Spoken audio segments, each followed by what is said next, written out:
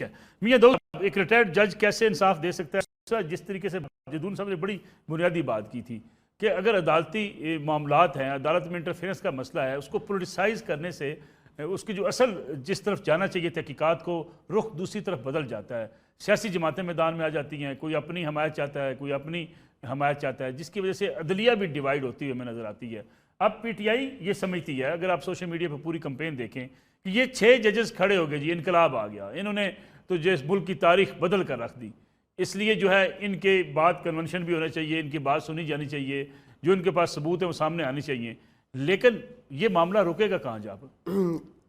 میں جدون صاحب کی بات سے تھوڑا سا اختلاف رائے کر کے گزارش یہ کروں گا کہ یہ 6 جج صاحبان نے کوئی انقلاب نہیں برپا کیا۔ اگر تو ثاقب نثار صاحب نے سپریم کورٹ میں بیٹھ کر تحریک انصاف کی ٹاؤٹی نہ کی ہوتی، اگر عظمت سعید صاحب نے، مظاہر نقوی صاحب نے، اعجاز الاحسن صاحب نے تحریک انصاف کا بی ٹیم کا اور کبھی اے ٹیم کا کردار ادا نہ کیا ہوتا تو ہم کبھی بھی ان 6 جج صاحبان کو شک کی نظر سے نہ دیکھتے۔ ہمارے پاس ایک بڑا واضح طور کے اوپر ماضی موجود ہے جہاں پہ سپریم کورٹ کی سطح کے اوپر تحریک انصاف کو جو ہے وہ سپورٹ کیا گیا، بلکہ یہاں تک سپورٹ کیا گیا کہ تحریک انصاف کے بس کی بات نہیں تھی انتخابی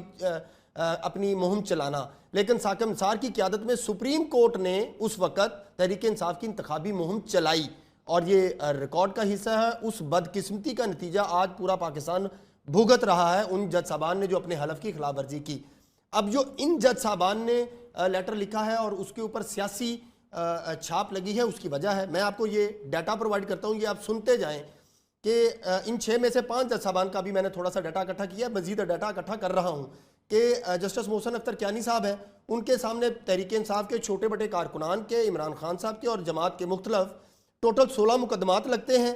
8 فیصلے جو ہیں وہ تحریک انصاف کے حق میں آتے ہیں، 1 مسترد ہوتا ہے، باقی ابھی پینڈنگ ہے۔ جسٹس طارق محمود جہانگیری صاحب ہیں، ان کے سامنے 15 مقدمات ٹوٹل لگتے ہیں، 9 تحریک انصاف کے حق میں آتے ہیں،